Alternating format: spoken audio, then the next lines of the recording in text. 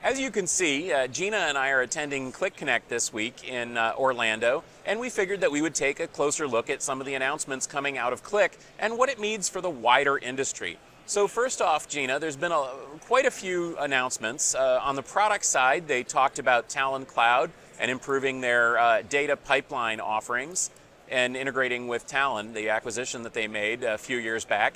They also announced Qlik Answers, which is a generative AI system that I think you're going to be talking about a little bit.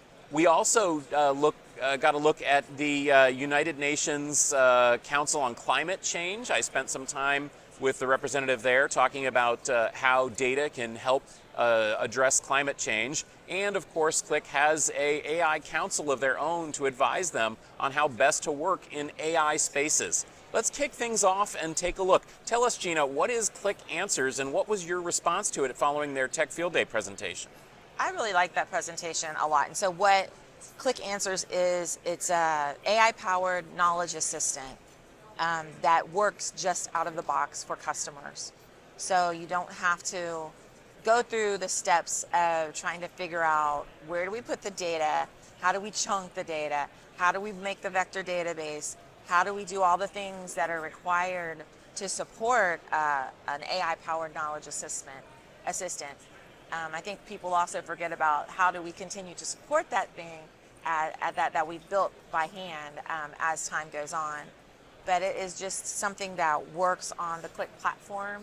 You can, what I thought was very interesting is the way that it has been programmed, the assistant has been programmed, is if you don't have any information there, even though it's been trained like most of the other AI chatbots have been trained on a very public algorithm that has been trained on all the information on the internet, it simply comes back with, I don't have an answer to your question. So until you give it the filter, which will be your content and your data that you're pulling, whether it's going to be all of your support notes or all of your customer prospecting notes or all of your data sheets and all of your marketing information, it will not respond to you until it has that filter in place that you put, which I thought was pretty cool.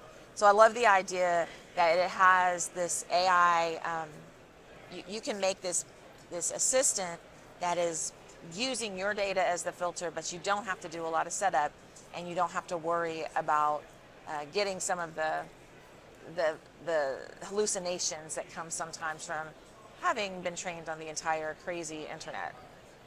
Absolutely, and I think that this is the answer to a lot of the concerns that enterprises have about deploying generative AI-based applications. As you say, the most impressive aspect of it is that it is restricted to only using the data that an enterprise gives it. And as we both saw as well, Qlik is very, very smart about enterprise data quality.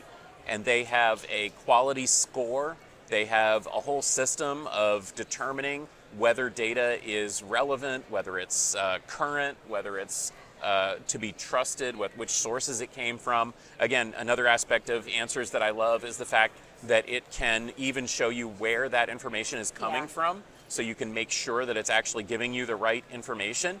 And of course, all of this stuff can be integrated with enterprise applications in other places as well. So you're not necessarily going to be using the Qlik interface. This might appear as an AI assistant in Salesforce, for example, that would expose competitive information when you're on a call, or it could be exposed, as we discussed in the Tech Field Day presentation, through like Slack integration or something like that. A lot of great ways to use this, and it's pretty impressive stuff.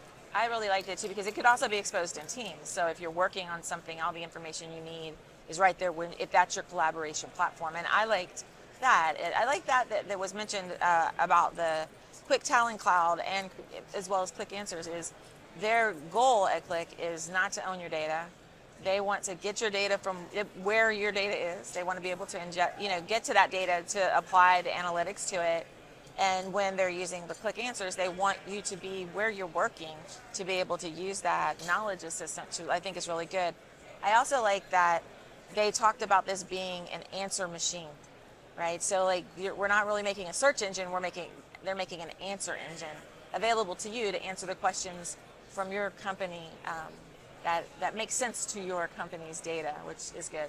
And then final thing I liked was that they have a really good handle on how all of this works, and they have a really good thought process in the way they work with their customers, how they described it to us, of understanding that the data is from the people, right? So you've got the data, you're trying to turn it into information.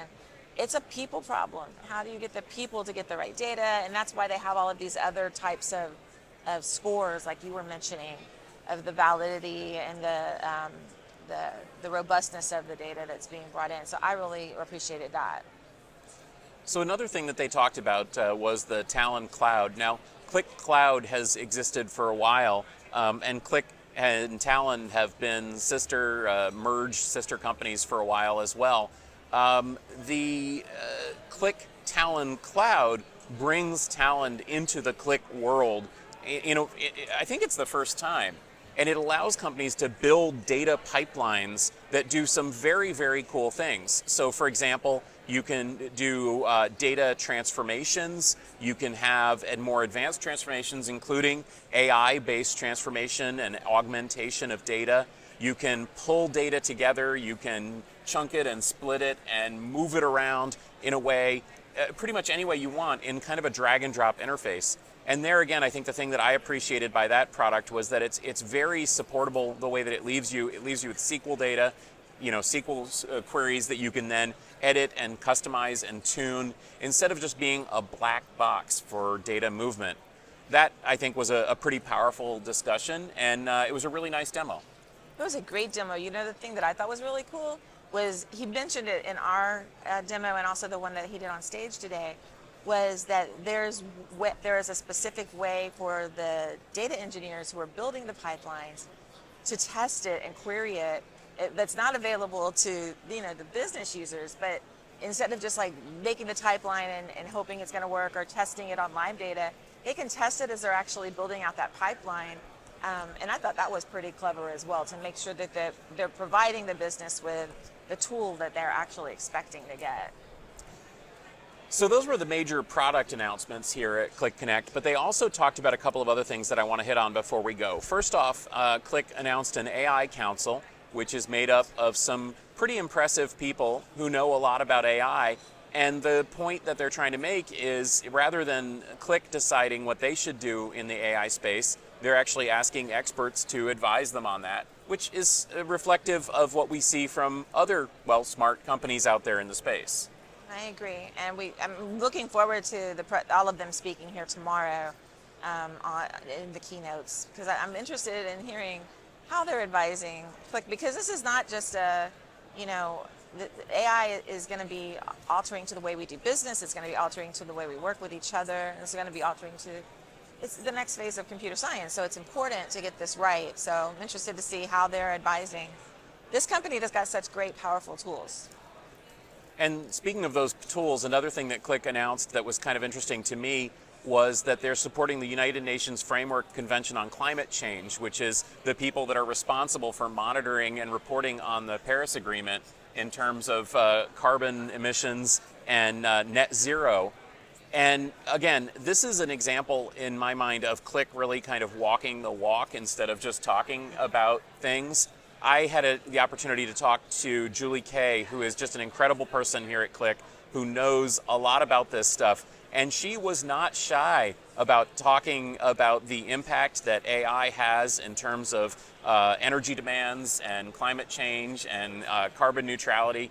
And frankly, her statement reflects what I heard when talking to the representative of the United Nations here last evening. He and I spent a good amount of time talking about climate change, and the bottom line is you can't actually achieve the goals of the Paris Agreement without being able to collect data, bring data together, expose data, report on data, and that's what they're going to do here.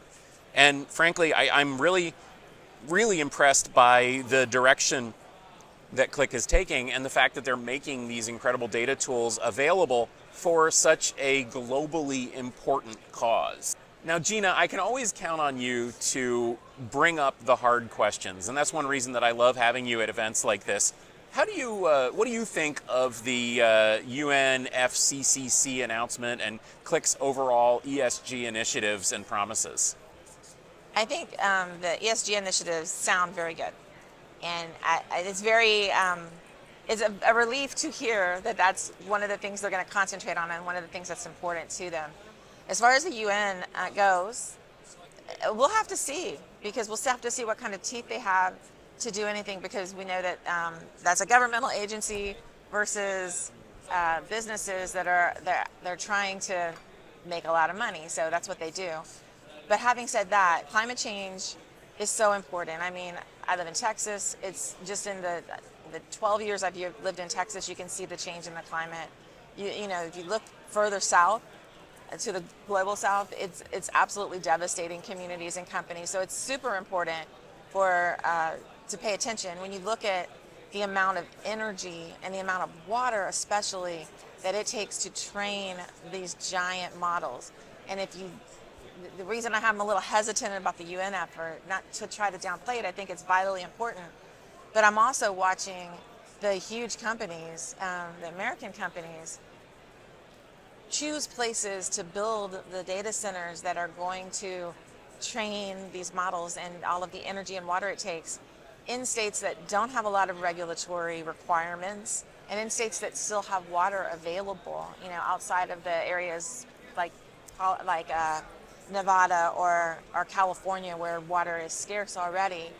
So I think there has to be a lot more attention paid by the public to what the cost we're going to pay for AI, and how will we measure it. And hopefully the UN will have some teeth, and hopefully they'll have some data that's going to be so compelling that everybody will be forced to sit up and pay attention. But that dichotomy between we don't care about regulations and we're going to do what we want to do, and it's the big companies we all love, and see, they're excited about it too.